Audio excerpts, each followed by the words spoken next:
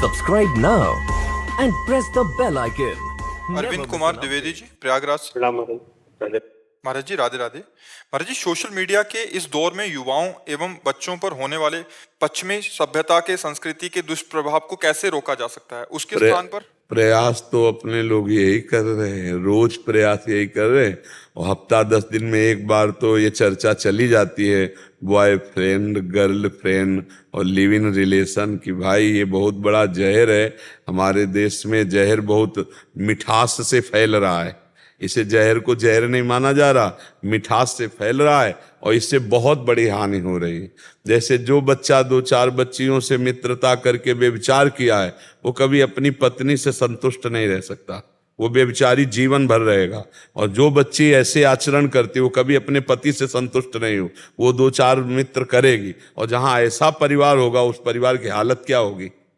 सोचो कि उस परिवार की हालत क्या होगी जहां वो देख रहा मेरी पत्नी किसी और से, मेरा पति किसी और से। वो परिवार ही क्या होगा? वो बिखरा हुआ परिवार का स्वरूप हर समय जलन और अशांति पैदा करेगा। तो ये हमारे देश की परिपाटी नहीं है, ये बाहर ऐसा भले हो, लेकिन ये बड़ा पवित्र धर्ममय देश है। यहाँ तो एक बार जिसका वरण कर लिया, दुख सुख सहते हुए पूरा जीवन निर्वाह कर दिया। तो ऐसा हमारे समाज का स्वरूप था कि एक बार जिसका वरण किया, चाहे वो पत्नी हो चाहे पति हो, तो दुख सुख जैसा भी स्वभाव एक दूसरे का, वो सहते हुए पूरा जीवन आनंद पूर्वक निपटा दिया। अब तो ऐसा बहुत कठिन हो रहा है। हाँ, अब मान लो 4 जगह ब्रेकअप हो गया, अब जब उनका ब्याह होगा तो वही अभ्यास है, तो पति से ब्रेकअप नहीं होगा फिर और तो ये जो हमारी समाज में दूषित भाव फैल रहे, इनको हमें लगता है अपने बच्चों को समझाना चाहिए और अपनी भी आदतें सुधारनी चाहिए।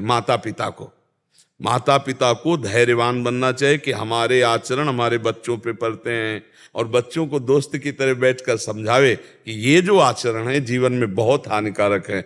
परिपक्व अवस्था में ब्याह आदि करके वो गृहस्थी के भोग भोगना अलग बात है, लेकिन इस तरह का व्यभिचार करने से जीवन ही नष्ट हो जाता है, जीवन ही अपवित्र हो जाता है। तो इसमें आप लोगों को भी सहयोग देना होगा और हमारे नौजवान भाइयों को सहयोग देना होगा, तब ये बहुत बड़ा वायरस है। कोरोना वायरस का तो वो बन गया अब वैक्सीन, वो उसके, लेकिन इसकी वैक्सीन नहीं बनी, इस वायरस की है वैक्सीन। ज्ञान के द्वारा, भले विवेक के द्वारा हटा दो, नहीं तो फैलता चला जा रहा है, जन जन में फैलता चला जाए। अब कितना गंदा है लिव इन रिलेशन शब्द, जो उसका भाव है कि महीने 2 महीने आप किसी भी स्त्री पुरुष के साथ रह लो और इसके बाद कह दो कि हमें पसंद नहीं आया। बाजार की तुमने चीज समझी है क्या? अब उसका तो जीवन खराब हो गया, अब वो कहां जाए? तो लेकिन वो भी ऐसे, यही तो होता है अर्थ ना लिव इन रिलेशन का, कि आपका जब तक मन हो तब तक आप बने रहो साथ, हो जब मन नहीं तो आप हट जाओ। कोई आपके ऊपर सरकारी कानून भी नहीं कि आप क्यों हट रहे हैं। क्या यार, वे विचार के कैसे मनु की उत्साह देने वाली ये सब बातें। ऐसा नहीं। हमारे यहाँ बहुत पवित्र माना जाता है कि स्त्री पुरुष बड़े पवित्र भाव से जब पाणी ग्रहण लेते हैं तो जो संतान है वो राष्ट्र भक्त भगवत भक्त। ऐसे अब जैसे आपके संस्कार फिर कूड़ादानों में संतानें पड़ी देखी गई, बच्चे बच्चियां कूड़ादानों में, छोटे छोटे नवजात शिशुओं को लोग फेंक जाते। क्यों फेंक गए? यही लिव इन रिलेशन, यही गर्ल फ्रेंड और बॉय फ्रेंड का जो नौटंकी नाटक है ना, यही है इस अपराध का जनक, यही है इस अपराध। क्योंकि अगर आप धर्म पूर्वक संतान उत्पन्न किए होते तो आप बैंड बजवाते कि बालक हुआ है, संतान हुआ है। ये छुप के कूड़ेदान में फेंक आने की, जो आज तो तुम कूड़ेदान में फेंक आओ, कल जब पैदा होगा तो तुम्हें कूड़ेदान में फेंकने वाला बनेगा। जब आप घर गृहस्थी स्वीकार करोगे ना और बच्चा होगा ना, वो जब सयाना होगा तो फुटपाथ में फेंक आएगा, तुम्हें कूड़ेदान में फेंक आएगा। क्योंकि अवश्य में भोक्तव्यम कृतम कर्म स्वा, अब तुम देख नहीं पा रहे, चलने लायक नहीं रहे, तब कूड़ेदान में फेंके जाओगे। इसलिए बहुत सावधान, ये जो आपराधिक प्रवृत्तियों का जनक है। अच्छा, इसमें बहुत से अपराध होते हैं, हिंसा भी होती है। अब उस बच्ची ने देखा कि वो बच्चा दूसरे से प्यार कर ले, अब वो उससे बात करेगा, मान लो उससे बात की और कहा अगर आप उससे प्यार करोगे ना तो हम ओपन कर देंगे। अब वो फंसा के उसको मारेगा कि कहीं हमारी बात ना ओपन हो जाए, या वो कि हमारी कहीं, तो वो अपने शरीर को, ये बहुत तरह से हानिकारक है, लोग समझ नहीं पा रहे हैं। इसमें हमारे बच्चों का जीवन बर्बाद है, हमारी आगामी जो पीढ़ी है, ये यही बच्चे हैं, ये बहुत हानिकारक होगा।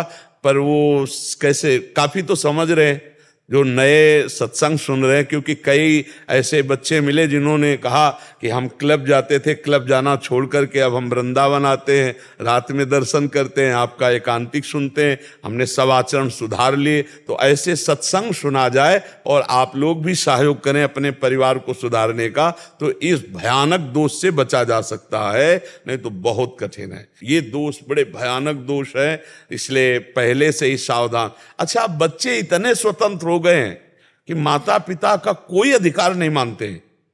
इसके अलावा महाराज जी, छोटे बच्चे हैं, मोबाइल लिए रहते हैं, हमेशा उसको देखते रहते हैं और कोई काम नहीं करेंगे, बस मोबाइल ही लिए रहेंगे, उसी को देखते रहेंगे। अब उसमें सजेशंस उल्टे सीधे भी आते रहते हैं, वो देख के उनका, छोटे बच्चों का दिमाग। बिल्कुल बिल्कुल, हाँ, वो तो हम इस बात से व्यथित हैं। हमारे पास 12-12, 13-13 वर्ष के ब्रह्मचर्यहीन बच्चे आए जो अब शिकार हो चुके हैं हस्तमैथुन आदि का, गंदी बातों का। हमें लगा कि ये बच्चा तो खेलने की उम्र है, तो मोबाइल और दोस्तों ने छोटे, अब मान लो बच्चे, उनको तो खिलवाड़ लग रहा है, वो जीवनी शक्ति को नष्ट करते चले जा रहे हैं, अभी परिपक्व हुए नहीं, तो आंखों से दिखना कम हो रहा है, चक्कर आ रहा है, घुटने दर्द कर रहे हैं, और 15 वर्ष 14 वर्ष 13 वर्ष की अवस्था है जिसमें बिजली का जैसा करंट शरीर में रहता है, वो सब। तो ये कलयुग का प्रभाव है, और सावधानी रखी जाए तो बचत हो सकती है, नहीं तो बहुत जोर से फैल रहा है।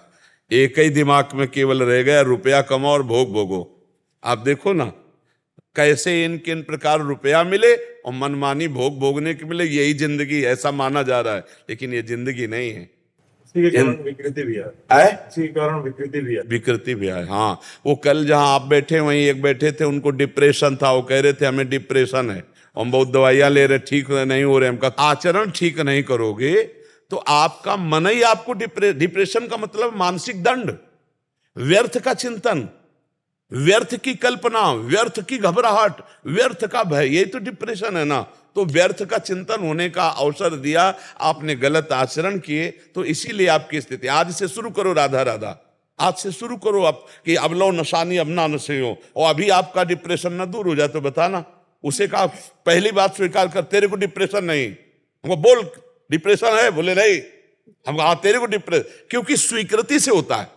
डिप्रेशन क्या होता है? एक मानसिक रोग है जो घबराहट पैदा करता रहता है, व्यर्थ की चिंतन करता रहता है, और वो इतना घबरा जाता है कि उसको लगता है कहीं मैं मर ना जाऊं, और वो मरने का प्रयास भी करने लगता है और घबराता भी है मरने। बड़ी विचित्र स्थिति डिप्रेशन वाले की होती है। और ये होता है आचरण विहीन हो जाना, ब्रह्मचर्यहीन हो जाना, पापाचरण बढ़ जाना। और ये एक के नहीं, बहुत मात्रा में अब बढ़ रहा है। हमने डिप्रेशन तो पहले कभी शब्द ही नहीं सुना था, अब बहुत बढ़ रहा है। जिसको देखो डिप्रेशन में, जरा सी हानि हुई डिप्रेशन में गया, जरा सा प्रतिकूलता हुई डिप्रेशन में गया। क्यों? पावर नहीं रह गया। ब्रह्मचर्य को कुछ समझा नहीं जाता, खान पान पवित्र नहीं है, आचरण पवित्र नहीं है, तो मन डिप्रेशन में नहीं जाएगा और क्या करेगा। और अभी सही ढंग से चलो तो भारी से भारी दुख में कोई डिप्रेशन नहीं छू पाएगा। अपने दिमाग में यदि स्वस्थता है तो देखो शरीर की भारी अस्वस्थता कोई प्रभाव नहीं डाल पा रहे। और अगर हमारा दिमाग अस्वस्थ हो जाए तो अभी हम चारपाई में लग जाएं, अभी चारपाई में लगे तो दिमाग स्वस्थ काहे से? राधा राधा राधा राधा राधा। वही हम आपको कह रहे हैं, हर परिस्थिति से लड़ना आ जाएगा यदि आप अध्यात्म में चलना सीख गए। हर परिस्थिति को रौंदना आ जाएगा, रौंदना आ जाएगा। आप सच्ची मानो, हमें कोई परेशानी नहीं, शरीर परेशान है तो हमें कोई परेशानी नहीं, तो शरीर की परेशानी क्या? और अगर हम परेशान हो जाएं तो शरीर स्वस्थ हो तो सब बेकार हो गया। तो दिमाग को स्वस्थ रखने के लिए आचरण पवित्र, आहार पवित्र और आपका विचार पवित्र, बस सब ठीक हो जाएगा।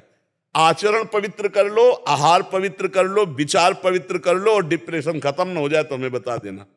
किसी दवा की जरूरत नहीं है। अगर आपका आचरण खराब है, आपका आहार खराब है और तो फिर विचार भी दूषित है, तो डिप्रेशन की दवा खाते रहो आप, लेकिन आप डिप्रेशन से रहित नहीं हो पाएंगे। भगवान नाम जप, भगवान नाम का जितना जप करोगे आप दूसरों का डिप्रेशन ठीक कर दोगे। जपो तो राधा राधा राधा, इसी में आनंद की अनुभूति।